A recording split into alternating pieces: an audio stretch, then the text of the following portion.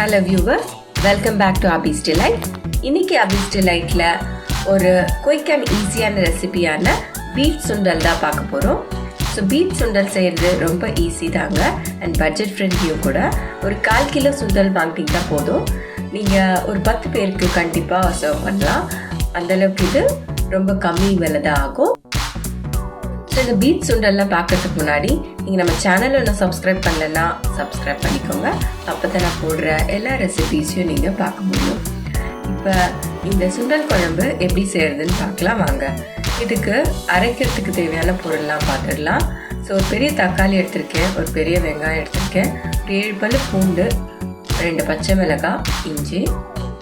இது நான் ஒரு 1/4 கிலோ பட்டாணியை ஓவர் நைட் ஊற வச்சுட்டு உப்பு போட்டு ஒரு 5 6 விசில் வரைக்கும் நல்லா குழைவாக வேக வச்சு எடுத்து வச்சுருக்கேன். ஸோ இந்த ஒரு பெரிய வெங்காயத்தை இந்த மிக்சர் ஜாரில் போட்டுக்கிறேன். இதெல்லாம் நம்ம ஃபஸ்ட்டு ஒரு க்ரௌண்ட் பேஸ்ட்டாக அரைச்சி எடுத்துக்கலாம். அது கூட ஒரு பெரிய தக்காளி, நாட்டு தக்காளி யூஸ் பண்ணுங்கள். ஒரு விரல் அளவுக்கு இஞ்சி, 7 பல்லு பூண்டு, 2 மீடியம் சைஸ் பச்சை மிளகாய், இதெல்லாம் அரைச்சி எடுத்து வச்சுக்கோங்க. ஒரு பேன் வச்சுக்கோங்க. அந்த பேனில் 3 டேபிள் ஸ்பூன் அளவுக்கு எண்ணெய் விட்டுடுங்க. நிறைய எண்ணெய்லாம் இதுக்கு தேவைப்படாது. ஸோ எண்ணெயை நல்லா ஸ்லோ பண்ணிவிட்டு ஒரு 1/4 டீஸ்பூன் அளவுக்கு மஞ்சள் தூள் ஆட் பண்ணிக்கோங்க. அது கூட 1 டீஸ்பூன் அளவுக்கு குழம்பு மிளகாய் தூள் ஆட் பண்ணிக்கோங்க.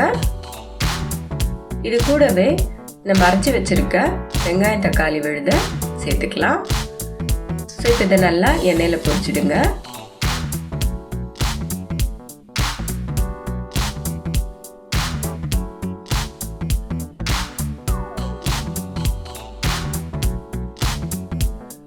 ஸோ இப்போ இது நல்லா பச்சை வாசனை போகணும். அது வரைக்கும் இதை நல்லா வதக்கிக்கோங்க. கொஞ்சமாக எண்ணெய் நல்லா மேலே பிரிஞ்சு வரணும். அந்த ஸ்டேஜில் கொஞ்சமாக தண்ணி ஆட் பண்ணிக்கோங்க, ரொம்ப வேண்டாம்.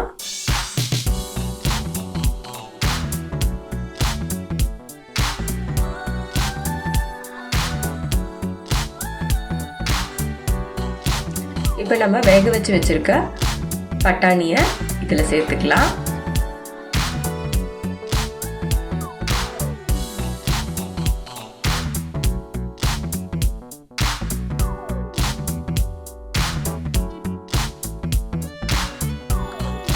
இப்போ தண்ணி லெவலில் அட்ஜஸ்ட் பண்ணிக்கோங்க.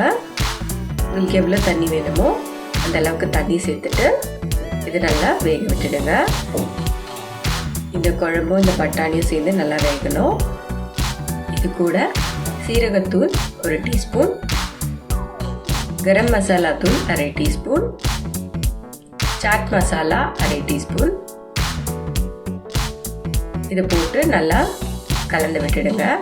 ஆல்ரெடி நம்ம பட்டாணியில் உப்பு போட்டு வேக வச்சுருக்கோம். ஸோ உங்களுக்கு உப்பு பார்த்துட்டு போட்டுக்கோங்க தேவைப்படும் போது.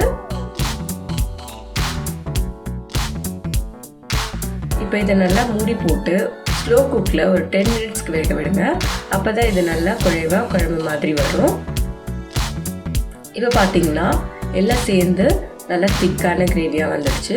அவ்வளோதான், நம்மளோட பீட் சுண்டல் ரெடி ஆயிடுச்சு. இது நீங்கள் மேலே சமோசாவோ வெங்காயம் பூந்தி மிக்சர் அந்த மாதிரி எது வேணாலும் போட்டு நீங்கள் சர்வ் பண்ணி சாப்பிட்லாம். இல்லை இட்லி, தோசை, அப்புறம் பூரி, இது எல்லாத்துக்குமே ரொம்ப நல்லாயிருக்கும்.